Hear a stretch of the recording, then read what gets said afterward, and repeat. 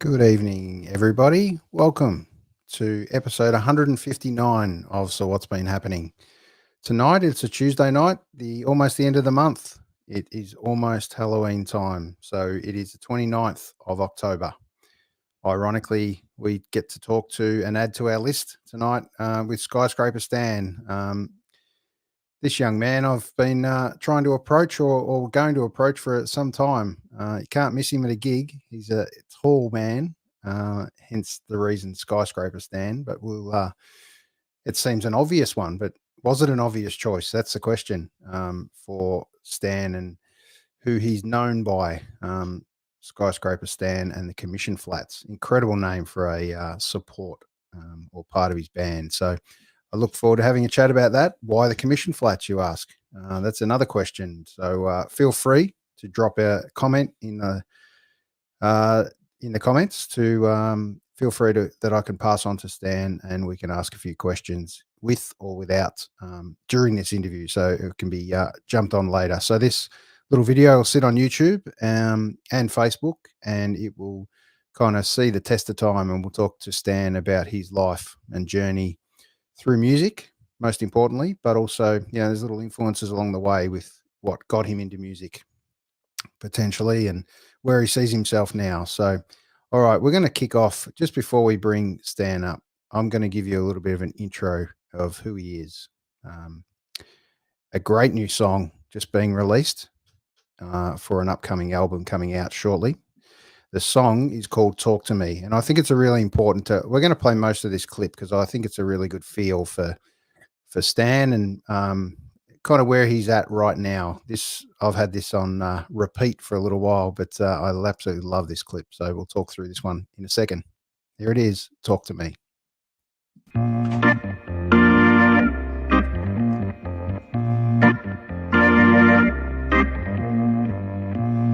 You've been playing my mind to every broken soul in town.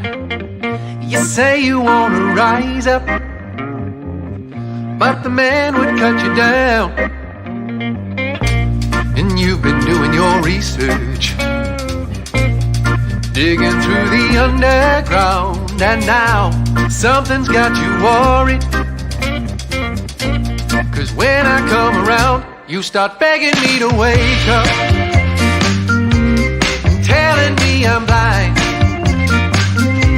So how come I can see you? Straight up losing your mind. Now here we are, this Sunday morning at your house. I've smoked a little more than I'm used to. While I melt into the couch, you start begging me to wake up and telling me I'm blind. So how come I can see you? Straight up losing your mind. Talk to me, baby. Untie your tongue, set it free. I said, please talk to me, baby. Just find your words and speak.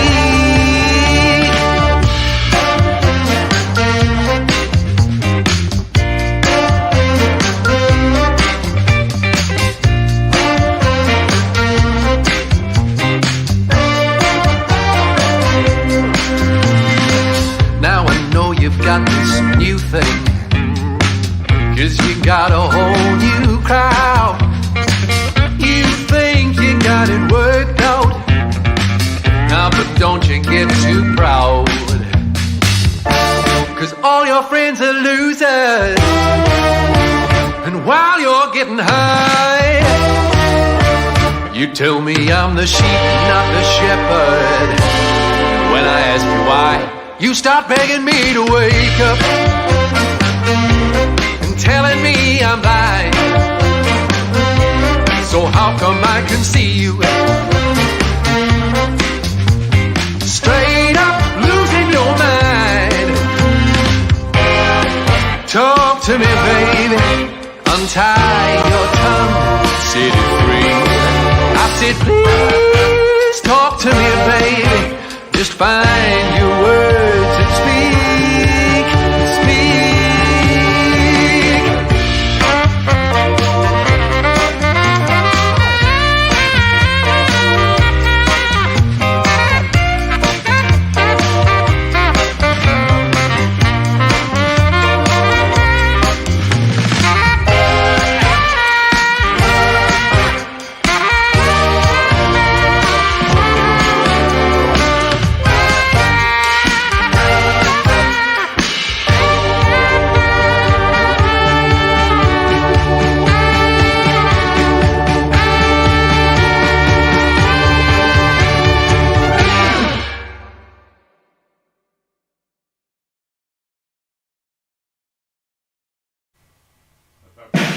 Should we go have a listen? Yeah, let's go.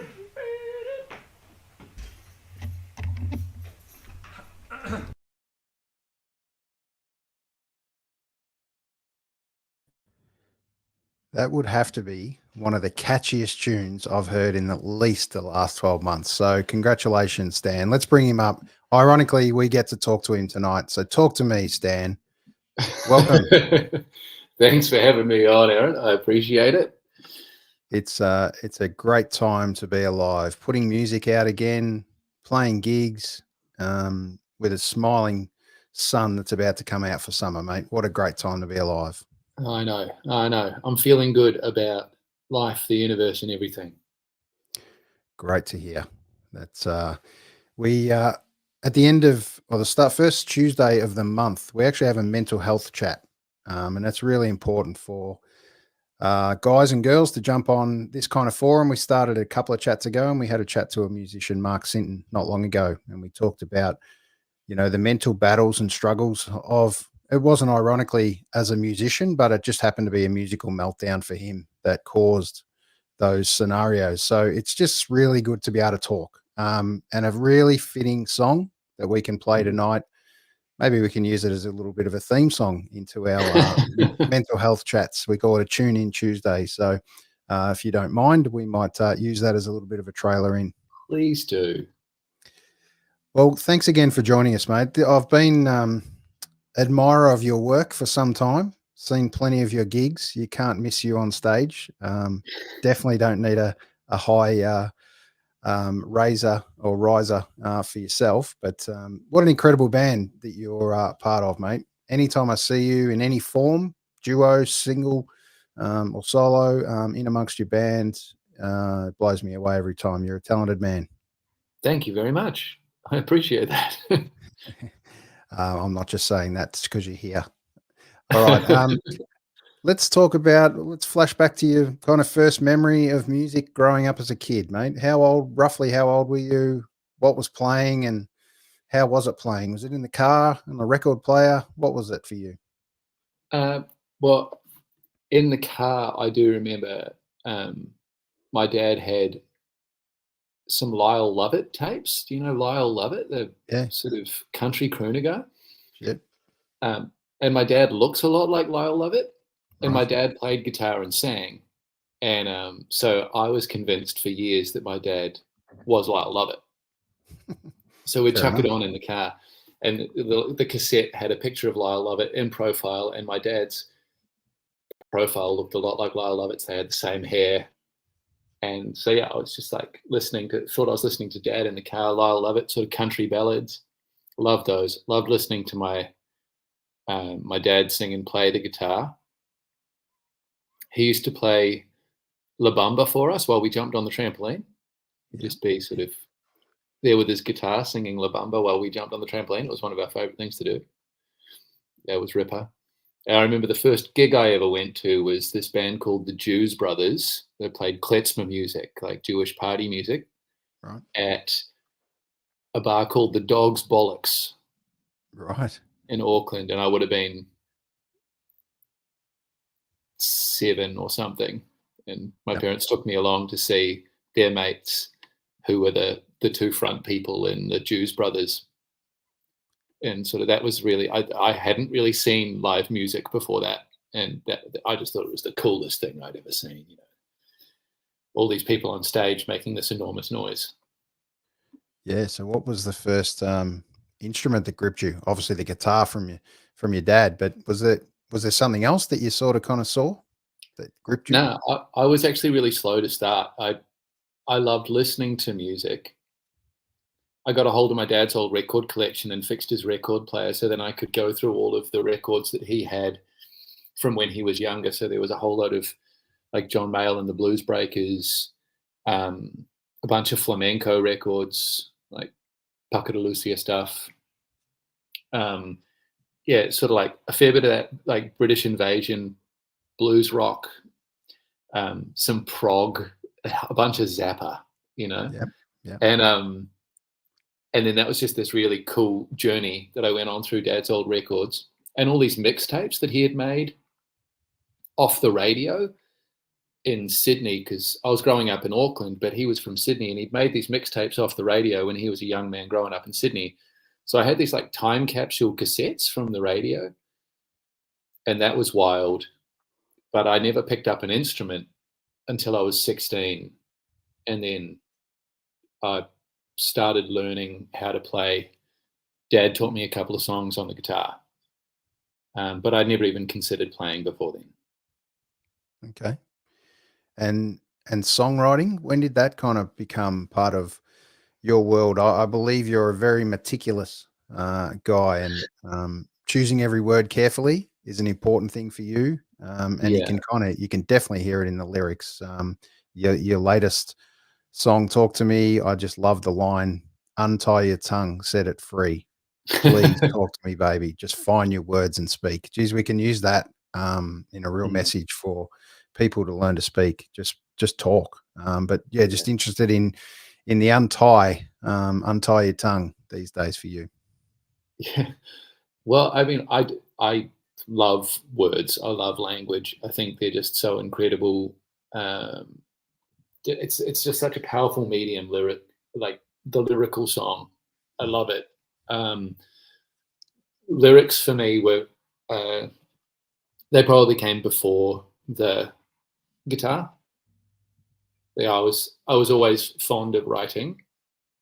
Wasn't much of a poet, really. It's, I've always kind of been a doggerel rhymer. Yep. So it's like, if I do write a poem, it comes out sounding like Banjo Patterson, which isn't really fashionable at the moment, unless you put it to music, and then it's all good,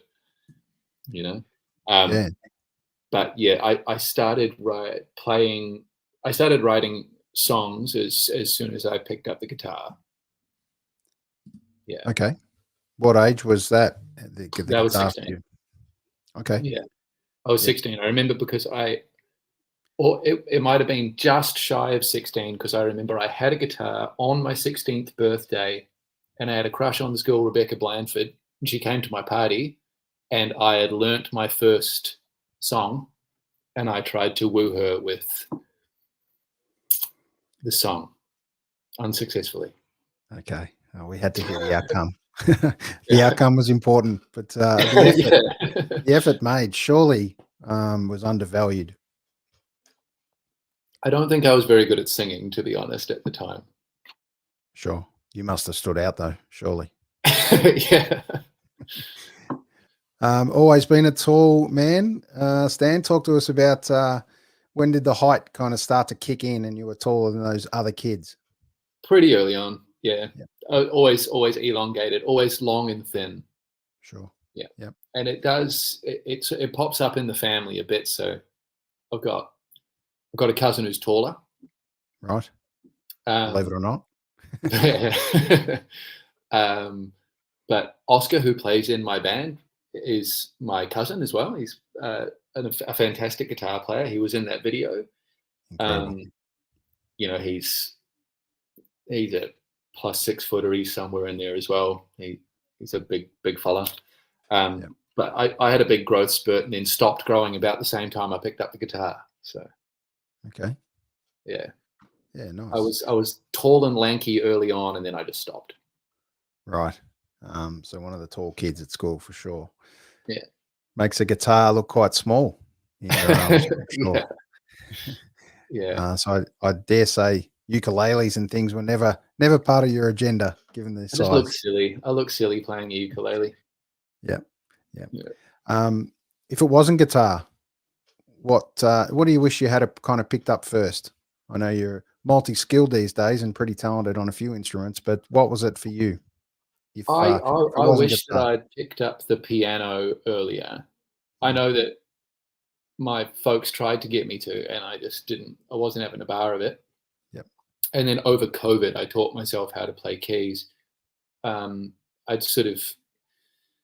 definitely wish I'd picked that up earlier. I was like, just before this interview, I was sitting at the piano, just busting out classic like boogie woogie rock and roll piano, and it's just so much fun to play. It's such a wild instrument. It's so versatile, but it's also it's an instrument that just like, it requires a lot of mastery to do all the things that I would love to do on the piano. Starting to learn it at 34 or whatever it was, 33, 34, I have not given myself enough time left in my life to master that instrument, unfortunately. I will be dead before I reach mastery of that thing. Well, the great news, that's probably a good positive that came out of COVID, is we get to see your fingers dance across the keys occasionally. And it's a beautiful thing. A good friend of the show, Cale Kelly, who you obviously know very well, is a beautiful keys player in amongst another multi-skilled, incredible musician. Yes, I was actually at the studio he was recording at the other day. I popped in there because I was doing a photo shoot in one of the rooms, and I got to hear a bit of the upcoming Cale Kelly album, and it's huge. Great to hear. Sounding incredible. He's a perfectionist, that's for sure. But it's great to see great music being recorded live in Melbourne. It's a really important time to. How kind of was that COVID period for you? What did you kind of reflect on? Obviously, you found a bit of love for the keys, but do you use that as part of your, I suppose, writing technique now? Has that changed since the keys have become part of your life? Definitely. Like, that song "Talk to Me" would not have come out if it wasn't for the keys. Yeah, you can feel it. I wouldn't have written that song without the keyboard. As a few songs on this upcoming album would not have been written without the keys. I guess a new instrument, you talk to any muso, and a new instrument definitely resets your thinking about music. There'll be a bit of a paradigm shift every time you bring something new in, and you go, that relearning something just gives you a whole lot of those aha moments that maybe you hadn't had in a while on the old instrument. And so the excitement that comes with that, plus this whole shifting of the way that you look at the structure of music, really helps. Yeah. And the song "Talk to Me," that clip that we just played, and I had to play all of it because it's just a beautiful little ending too, so you can't leave that one out. It's just beautifully put together. It gives a great feel that you feel like you're in the room as the recording's happening. Thanks for that inspiration. Where, as a music punter, you don't kind of get to see a lot of the behind the scenes. And I know there's a lot of frustrations in amongst recording and everything else, but it just felt like a real special moment, that song. Oh, thanks. That's great. Yeah, that's I think what really drives that home. I got to do a shout out to my mate Sean Kirkwood, who filmed that and edited it. He's such a joy to work with, really talented guy, awesome musician himself, but now is a cinematographer and doing really well with that. But I think it's that big, ridiculous saxophone solo at the end of that song from Sam Boone, who's our sax man. I think you can only catch something like that live. Like, he just ripped into that in the room, in the moment when the whole band's playing, and the movement of that solo is just perfect. Like, it just drives all the way through to the end. It's this big cresting wave, and it's just so satisfying to listen to every time, even though I've heard it way too many times now. But I think that solo really drives it home and really gives that recording that live feel. Yeah, it must be the great part about you're about to hit the road again soon. It kicks off very shortly, this little tour, in amongst the little tour. How hard is it these days to kind of put a tour together? There's many challenges that come with a tour these days. Getting everyone together for all the dates is one challenge, but to start this one on the 9th of November at Major Tom's, beautiful little venue in Kyneton. Love Major Tom.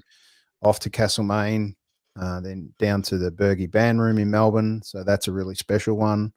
And then you start to hit Canberra, which is really nice. Hit the road on the way up. The Petersham Bowling Club has become very popular at the moment. It has. As a few bowling clubs have done. And then to finish off at the Grace Emily in Adelaide into the new year. So great way to round off the year, mate.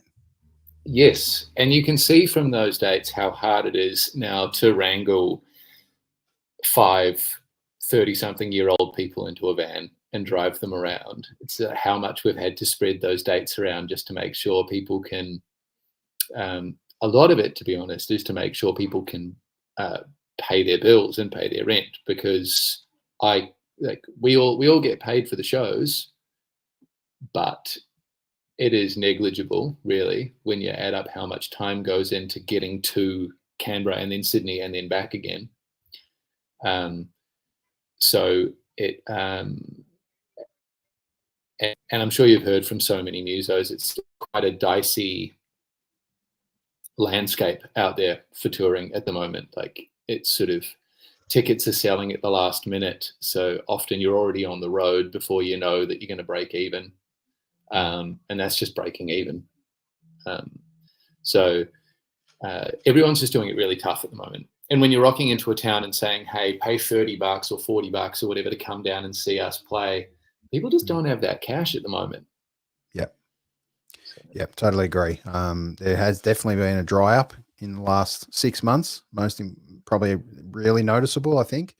The lucky part is we're very lucky in Melbourne to experience so much live music. There's so much on offer. Sydney's doing actually pretty well overall. Brisbane's kind of starting to move again, which is quite nice. But that little indie scene is pretty cool. It's a cool one, and so many artists kind of join forces. Sadly, a lot of playing for love at the moment. There's not so many musos making big bucks, that's for sure. How important is it to have supports around you and kind of a music community that are somewhat mentors and inspirations as well for you, to kind of keep driving you all forward? Yeah, well, it's sort of, I think that community is something that I took for granted when I was younger. Wasn't aware of how much that community was holding me up, and all of the bands that I enjoyed seeing and playing with. Somehow I didn't consider us a community, or it didn't occur to me that that's what we were. And then as I matured into myself somewhat, I have just grown to be so appreciative of all of the community. And the community's not just the musicians, of course, it's the venues and the band bookers and increasingly importantly, our independent labels.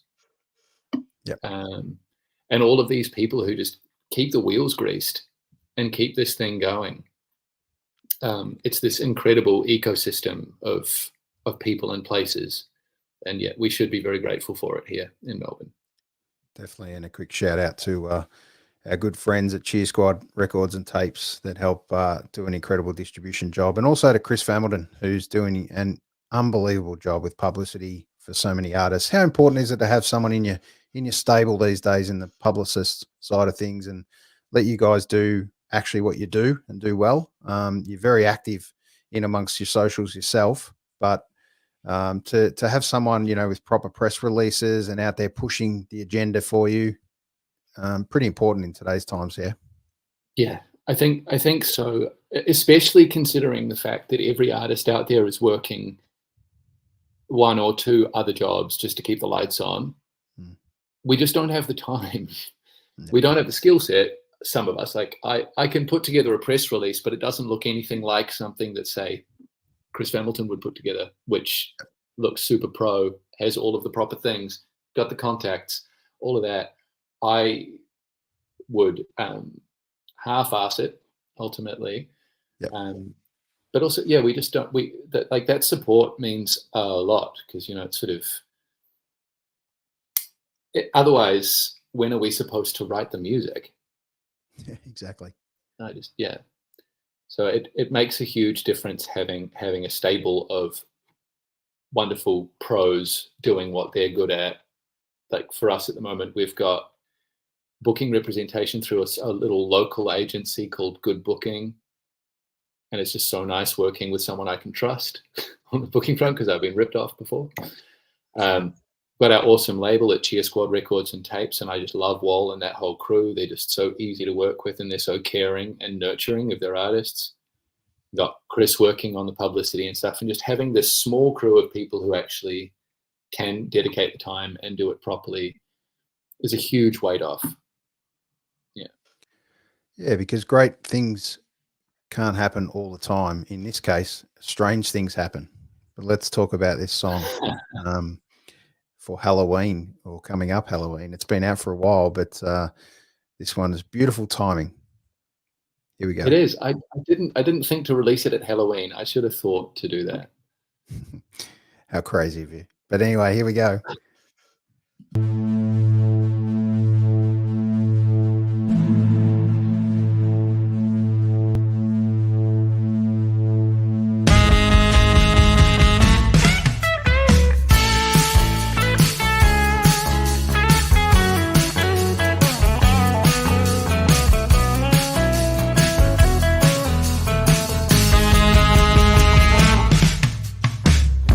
Alone in my room, scrolling through evidence of where I've been in time and space.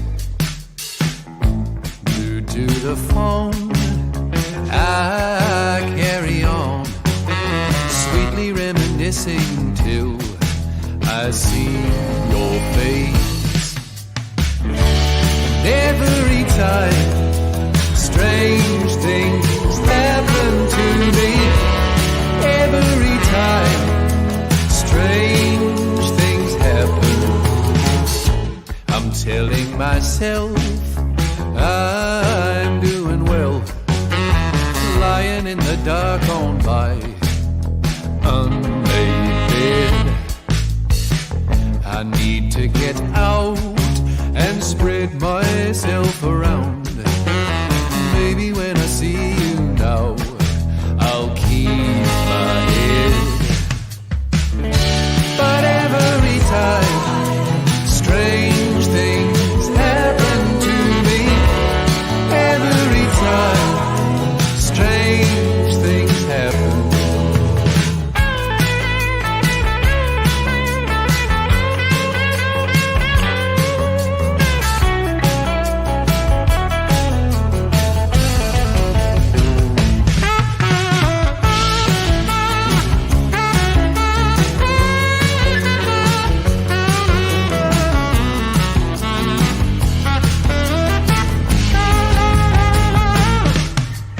Jet planes, night trains, pebbles on window panes, all of this just to impress ya. It was love in the city grid, but all I remember is wanting to forget ya.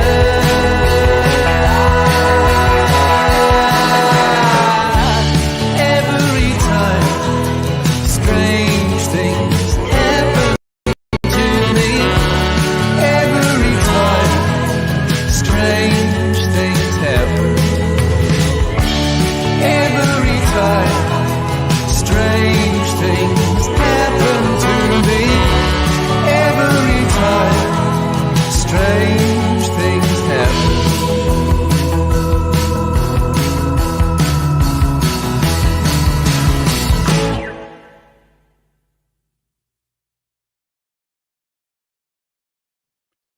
Big finish. That's a great clip. That would have been fun. It was so much fun. Yeah. It was really good. It was my directorial debut, and I have to again shout out Sean Kirkwood, who filmed the studio video, and he filmed that for us as well. He brought the lighting rig and everything. It was a one-man crew. Right. then- Yeah, it's so well put together. It's a must watch. So I was going to kind of leave a few people hanging to see kind of what happens at the end there, but I thought I'd play it right through for giving homage to Halloween that's about to kick off here. That's kind of getting big all of a sudden. It's the big promo everywhere at the moment. Mm. All right. I want to cover off a couple of things with you. The recording process for you. We touched on that, things look a little bit different now in your songwriting process, given an extra instrument in there and the way you kind of feel, but you got a really beautiful balance in amongst your songs.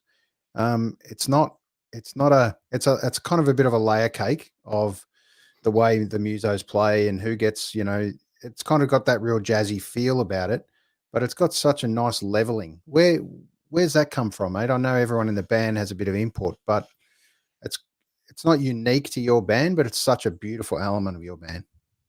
I think a lot of it is just the way the band communicates, and so, like, my contribution to the band is writing the song initially, and then we compose together, and a lot of the ideas especially in this new album that's coming out, which we've done all in-house. So we've we recorded it at Headgap, we did that live, then we mixed it in our drummer mixed it, and then our good mate mastered it. So it's all been done locally, and it's all been done by members of the band or close friends of the band, and so we've produced it together as well. So we produced it a lot in the rehearsal room, coming up with how we wanted the instruments to weave together, writing the parts together, and just understanding how we wanted the songs to sound. And I suppose it's especially for the bass player, the guitar player, Oscar, and me. So Marty, Oscar, and myself have been playing together now for nearly a decade. And then the other fellas have been playing with us for a while, and the communication's just very good, I think. Yep. And because the communication's good, the music weaves. I think that's really pretty. It's an interesting way to look at music, and it's also an interesting way to look at life. That communication component, give yourself a little bit of space, let them do your thing, bit of magic in the room. Togetherness is a really important one. You know, it's not easy to keep a band together. 10 years is pretty cool, really. Yeah, I'm just like, they're my best mates, you know. I couldn't be happier to play music with them. Yeah. Where's the best place you've been able to play? One of your favorite memories? Oh, look, we quite like smaller venues that go off.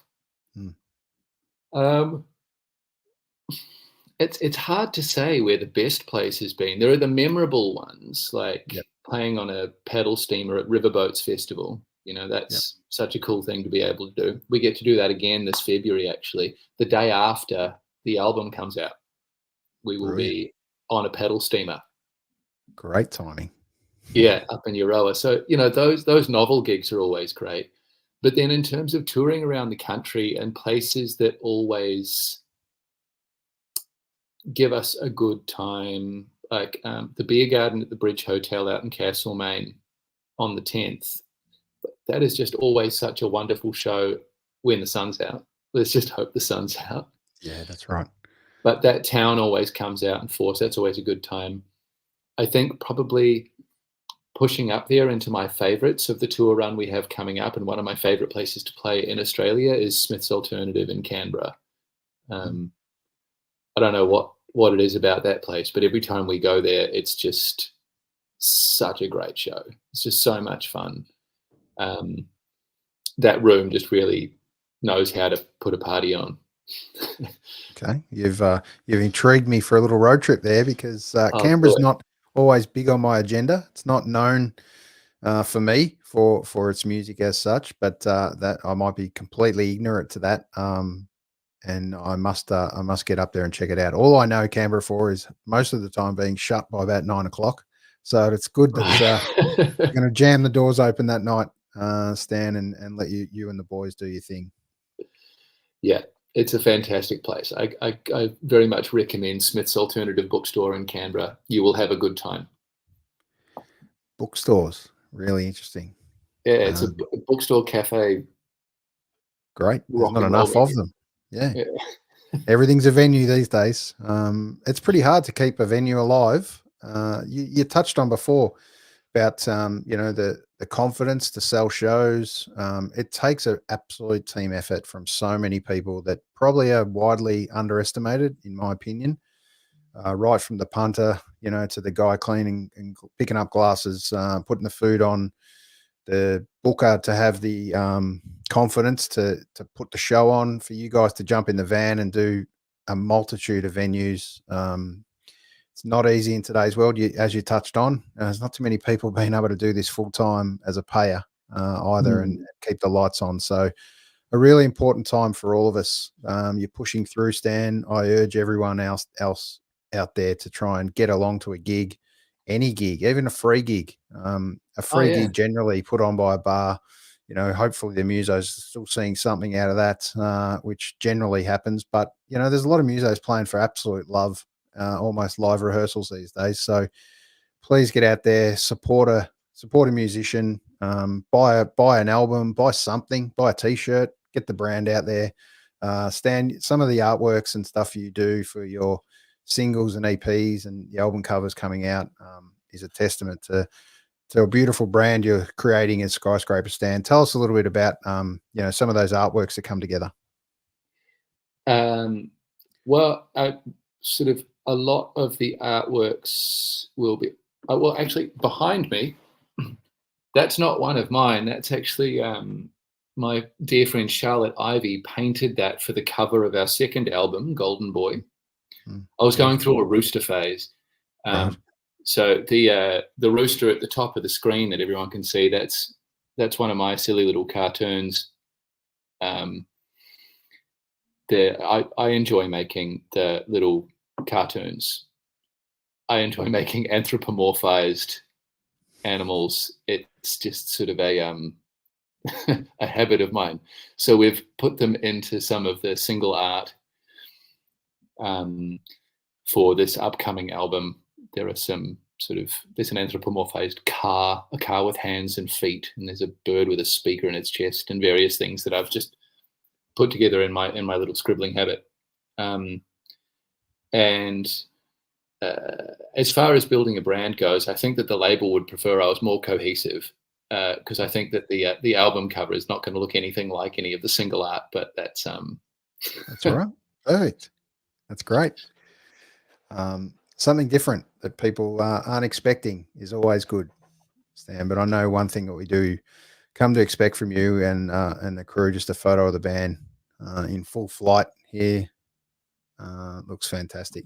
It's you must get out and see some of these gigs. Talk to me about Those Were Days, which is the album coming out. It ironically launched on Valentine's Day. What a beautiful thing.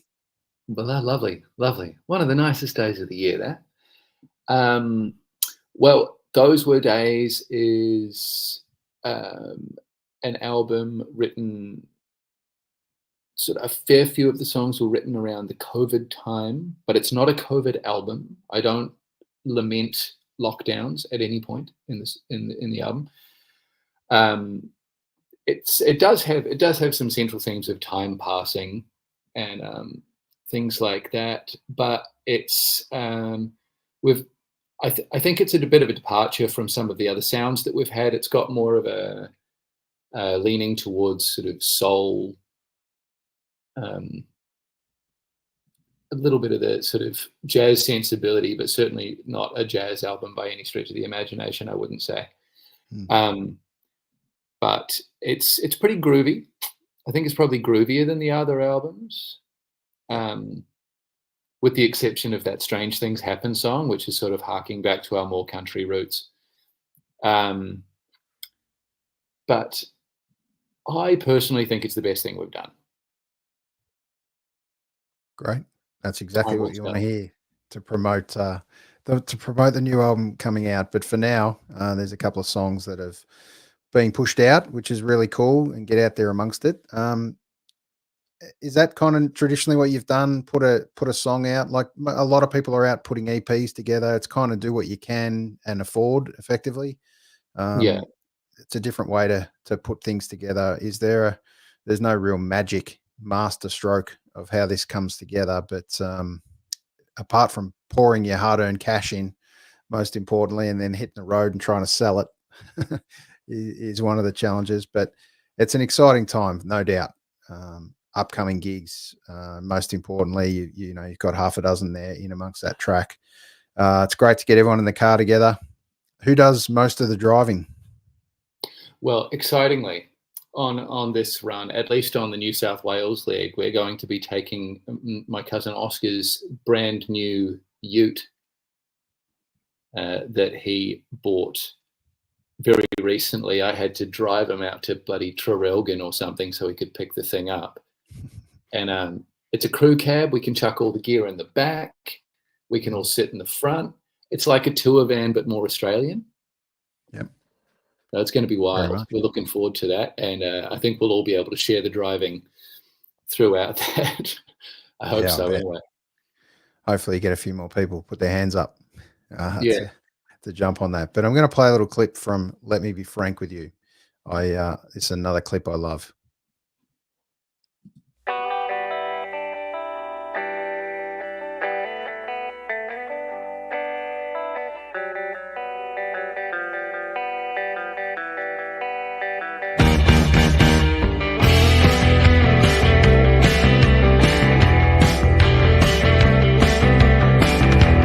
Winter is endless in this Victorian town.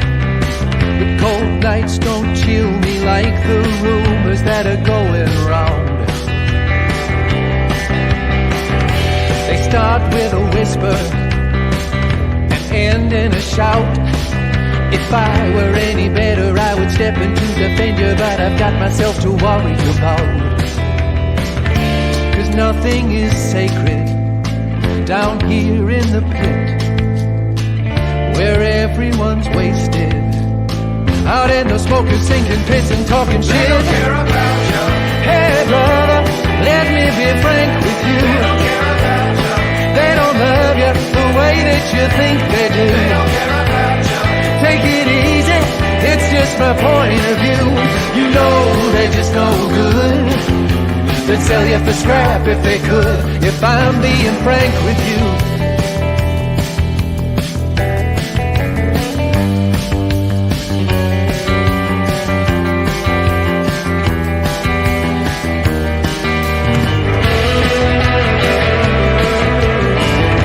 You live in an icebox behind the stockade.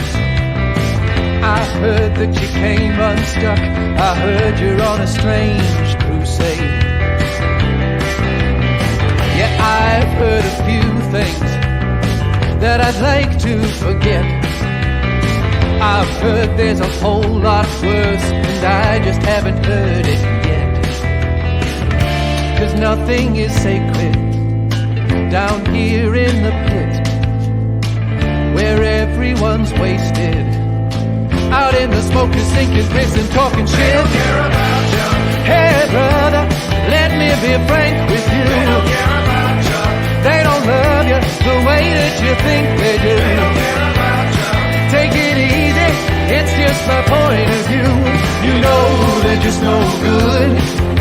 They'd sell you for scrap if they could, if I'm being frank with you.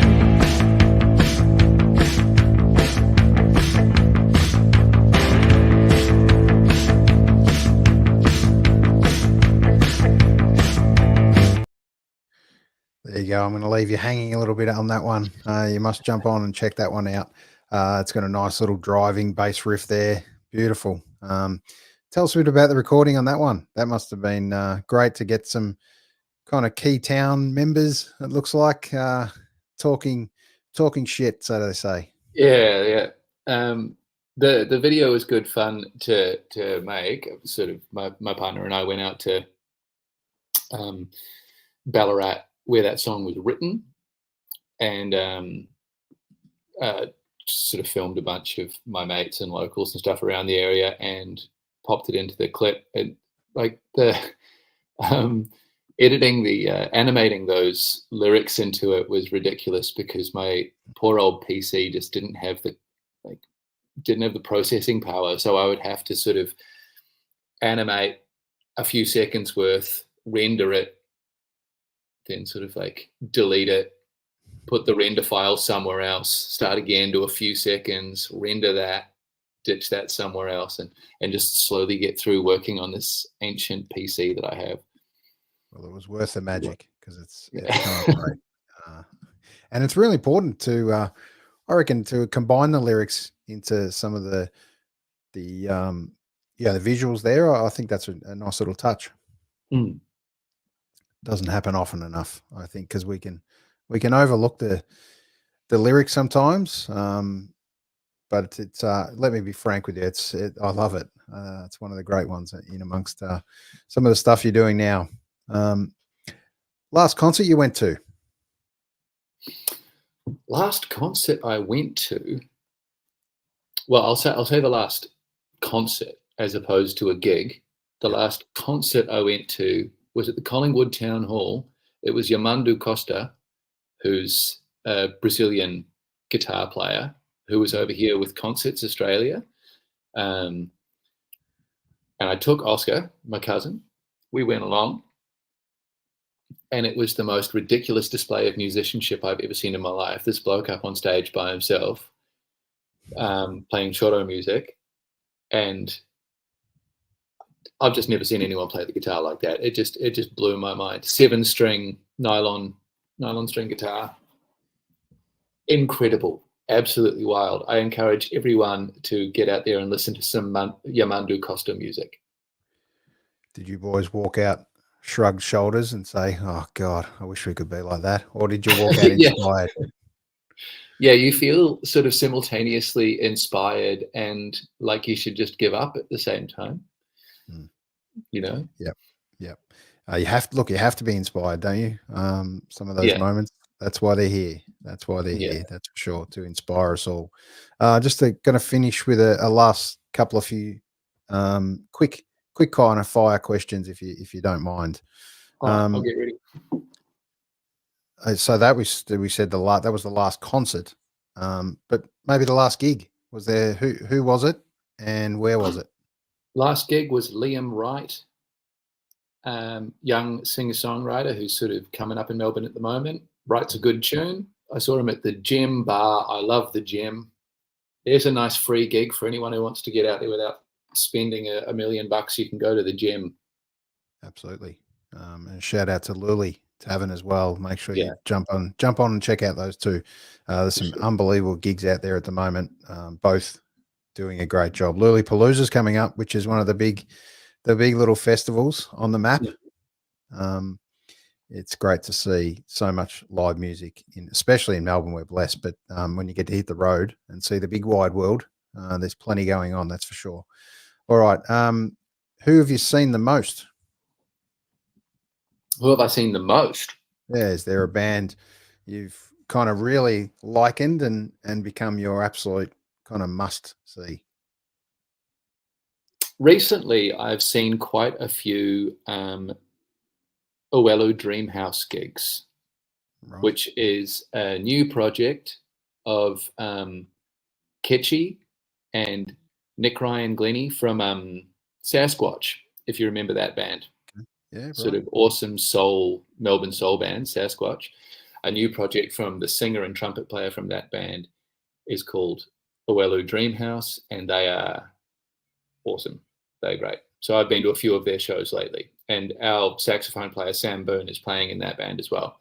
I highly recommend them. Okay, beautiful. And was there a most surprising for you in amongst the gig you've seen? Most surprising, like something I wasn't expecting to be excellent. Yeah, absolutely. I mean, I know we sometimes go to gigs with an expectation of what we think the gig's going to be like, and then there's one of those moments. I find those kind of moments in amongst most gigs, to be perfectly honest. But has there been one for you recently?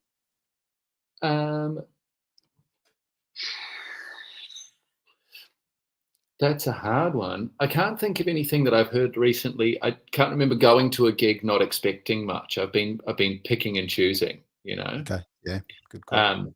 But in terms of things I've seen lately that perhaps I wouldn't have traditionally gone along to, but I have this wonderful partner, I should say fiance, congratulations to me, who has a lot of wonderful friends who play music unlike what I would usually go and see. So Cold Hands, Warm Heart is a really fantastic band that I wouldn't have come across if it hadn't been for Manisha, my wonderful fiance. And she's got a really cool act with the harpist in that band. They're called Welk, and they do this sort of spoken word harp thing Right. that I probably wouldn't have seen otherwise, and I think is just really excellent. So Beautiful. there Well we go. played. Well played. And someone you're happy you got to see that may never not be with us anymore or not be touring. Was there one band you thought, God, thank God I got to see them? Thank God I got to see them. It's kind of daggy dad blues, but Buddy Guy. Yeah. Okay.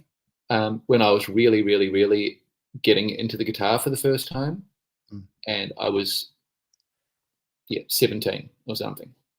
I had just started getting into the guitar over the last year, and I went and I saw Buddy Guy by myself and in Auckland at the St. James Theatre. And I'm just glad that I got to see that when he was still up and about and playing his blue polka dot guitar and getting out into the crowd and doing these shrieking solos. Incredible, incredible. And soul music for you, I must touch on. When did that kind of grip you? That one's just been slowly sort of gripping me more and more over time until I'm just relatively assured now that it is like the best genre of music. In terms like for songs, I love. It's got all of the sort of. It's got so much of the country sensibility. All these songs are put together around sort of familiar chordal structures and things like that you might find in country music. But it's just got this feel, man. Just feels so good. Soul music just always feels good. Yep. And so I think it's just a really comforting place for me to go if I'm not feeling too swell. Soul music, put some of that on, and I'll be right as rain. Just give me 3 minutes and I'll be good again. Beautiful. Who's your absolute go-to on the soul train? Who do you find yourself really hitting and resonating when you, I suppose, when you get into one of those moments and you need a release? Who is it that kind of gets you up and going? Probably Otis Redding. Yeah. Otis Redding, I'd say, and maybe Aretha Franklin as well. Look, the classics. That's it. Yeah. Two beautiful names there, but it's incredible when you dig through their, I suppose, all the songs people don't know. They get an incredible back catalogue. Yeah. Some of the stuff that was kind of released late or released on the back of, or B-sides almost. Just incredible. And is there someone you wish you could have seen? I never saw Leonard Cohen. And that's a big regret of mine because he came here while I was here and I didn't go. My cousin did. And Oscar went along.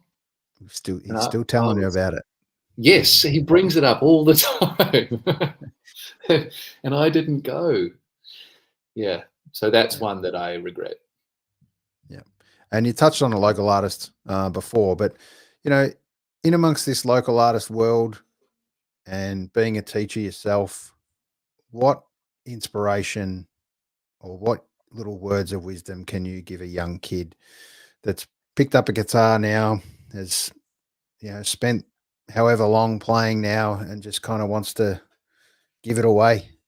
What little words of advice can you give them to push on and believe in themselves? That I think the world of comparison is a worry now, and that we do still sit here and compare to each other. And I'm sure you go through periods where you do the same thing, but believing in yourself during these hard times, push through to make music again, or make your first album, your first EP. What can you enlighten some young students with?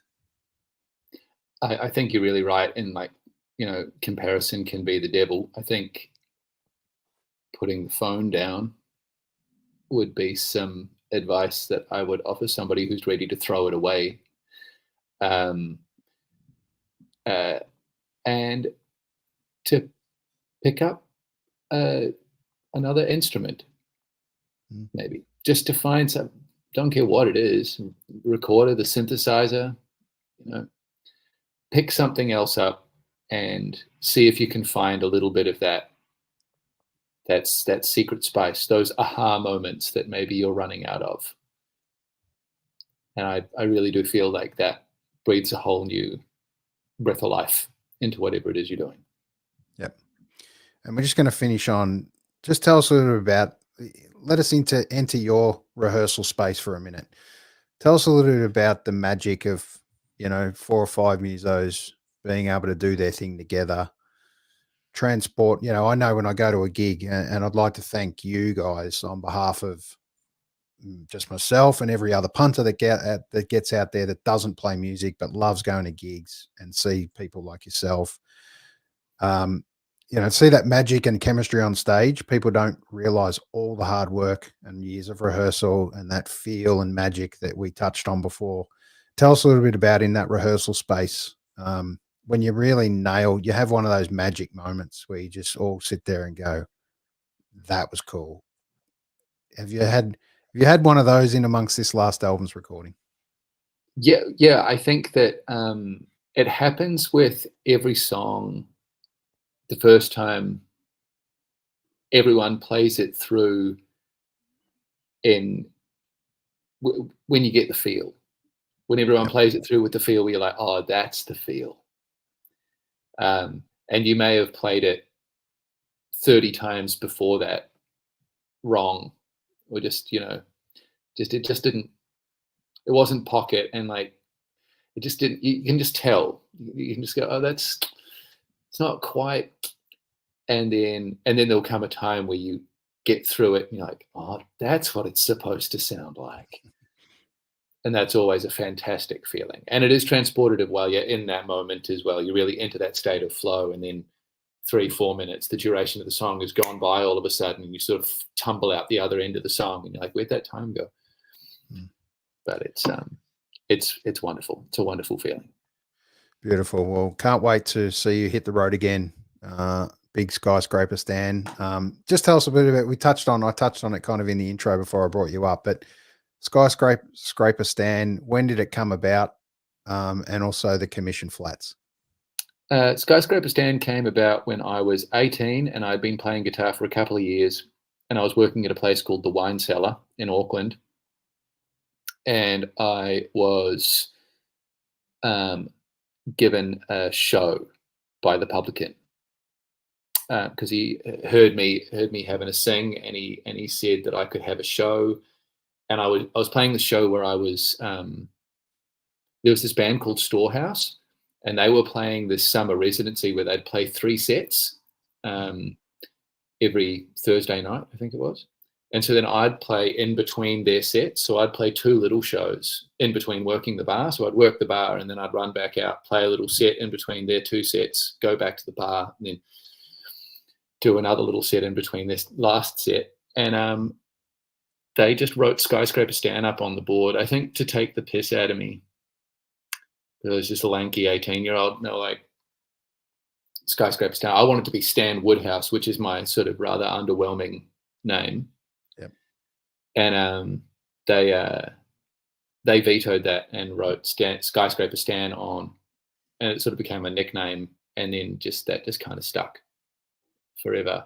And the commission flats was just a gag, I think, that somebody made out the back of the old bar, which was one of our sort of first haunts when we showed up in Melbourne. And somebody called the rest of the band the commission flats. And then I think we were doing a residency, and then the next night when we showed up, that was written on the board as well. So I don't feel like we've chosen any of our names. They just got written on chalkboards on either side of the Tasman. Well, I think that's a beautiful combination. That's stuck forever. Yep. Yeah, look, all I can say is on behalf of everyone that comes to see your gigs or experience your music, to see some of the magic, thank you for doing what you do. Please continue to stay inspired, knowing that people like me want to support you and want to see you guys play, to see some of that beautiful chemistry. Stan Woodhouse, it's not an underwhelming name. This time it's Skyscraper Stan and the Commission Flats. Please get out there and see these guys. There's a new album coming out, which is most important. It is, buy it for your partner. That's the most important part. Get on, pre-release. Is there a pre-release? pre-release. Can people jump on as a pre-release? They will be able to. Yeah, it's not up yet. I'm still finalizing that album art, but don't worry, Beautiful. it'll be up soon. Great to hear. So Talk to Me is out there now. That's one that we just played before. Please jump on and check out some of the great tunes from Skyscraper Stan.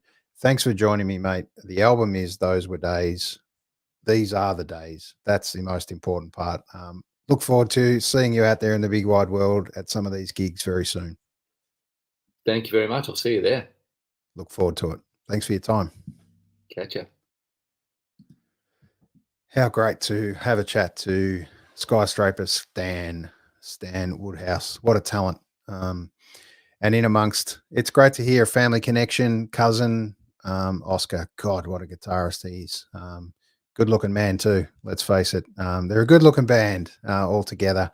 Stan, you can't find a better front man. You can't find a bigger front man for starters, but what a great band. Get out there and see these guys. I'm just going to put a link here with skyscraperstan.com.au. That's the most important part. You jumping on and checking out. Get a feel for these guys. We talked about the feel before, and it's an important feel. Please jump on, book one of these gigs. I promise you will find me at some of them, or one of them at least. Come and tap me on the shoulder and say, mate, you're right. These guys are great. I thank you. I will buy you a beer if you find me. All right. I'll catch you soon. Have a great week, most importantly, and get out there and see a gig. They need you. See you soon.